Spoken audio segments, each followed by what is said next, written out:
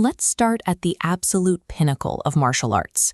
This is the domain of the 9th degree black belt, a rank reserved for grandmasters. Tulsi Kumar Gurung holds this title. He's the head coach of the Hong Kong national Taekwondo team and a recognized Hall of Fame inductee. But to understand how he reached that level, we have to look at his starting point.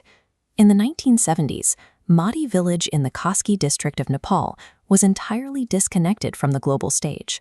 For youth growing up there, resources, infrastructure, and international visibility were practically non-existent. Look at this visualization mapping local resource allocation against international athletic opportunities. In the 1970s, Koski district was disconnected from the international sporting stage.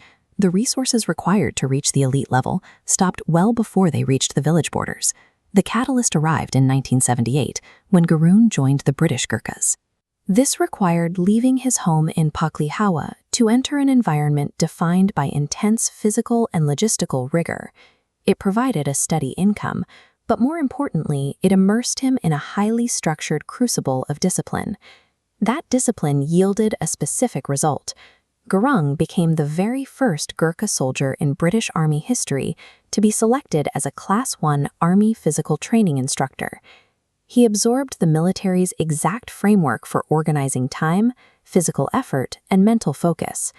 By mastering the logic of the physical training corps, he built the bridge necessary to connect his rural origins with his future in international athletics. We see the hierarchy of this environment clearly here.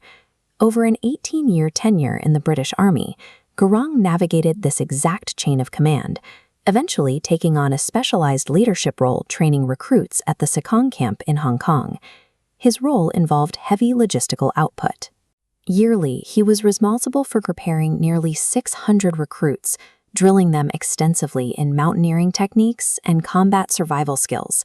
Designing training programs for hundreds of soldiers requires a deep understanding of human physical limits and threat assessment. He later translated this precise combination of physical conditioning and security protocol into the private sector, serving for over 18 years as the close protection officer and chief trainer for a prominent Hong Kong property magnate. While he was building his military and security career, he was competing. He secured a gold medal in swimming for Nepal's Gandaki zone in 1981 and then dominated the martial arts circuit by winning the Hong Kong National Taekwondo Championship 2 years in a row. The methods he used to train recruits proved highly effective on the mat. He applied his military instruction techniques directly to competitive sports, serving as the chief Taekwondo coach for the British Armed Forces in Hong Kong for 12 years. Whether preparing a soldier for combat survival or an athlete for a national tournament, the underlying mechanism is identical. You are breaking down the human body's limits and optimizing its output. Gurung simply applied this optimization to 2 distinct battlefields. Watch how these athletes move. Perfecting the mechanics of a national team requires rigorous oversight. In 2013, Gurung brought his methodology to the civilian global stage, taking over as the head coach of the Hong Kong national Taekwondo team. 2 years later, the global martial arts community formally recognized his lifetime of work. He was inducted into the Taekwondo Hall of Fame. Reaching a Hall of Fame often signals the conclusion of a career. It marks the point where an individual stops accumulating accolades. But Gurung treated this milestone differently. The title provided him with the international network and resource base he needed for his next project. Mastering your own physical capacity and dominating a sport covers the first phase of a career. The second phase tests what you do with the leverage you've built and whether you can redirect that accumulated influence to elevate the people around you. After retiring from active duty, Gurung directed his attention toward community integration. He focused specifically on a highly vulnerable demographic, marginalized Nepalese migrant workers living in Hong Kong. This diagram illustrates the systemic isolation migrant workers face, operating outside affordable social structures. Gurung established Taekwondo clubs to fill that exact void. Visualize this upward progression. The strict merit-based hierarchy of earning new belt ranks systematically rebuilds their self-esteem. These clubs function as a tool for social cohesion. Gurung addressed this profound sociological problem by deploying the organizational skills he honed in the military. Look at the scale of the destruction in this image. When the catastrophic 2015 earthquakes hit Nepal, the sheer chaos of the disaster zone demanded rapid, highly organized intervention.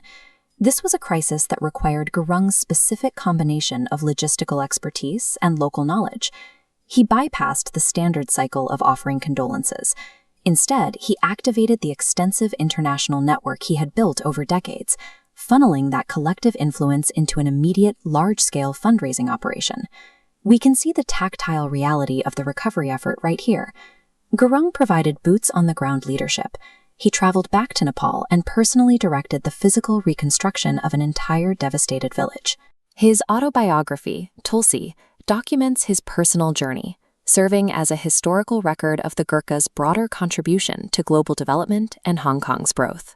The traditional narrative often reduces the Gurkha soldier to their lethality in combat. However, examining Gurung's life reveals that their true defining characteristic is an enduring, highly adaptable discipline. Tulsi Kumar Gurung demonstrates exactly what years of intensive physical and mental conditioning are actually for. Total mastery of your environment isn't measured by your ability to fight.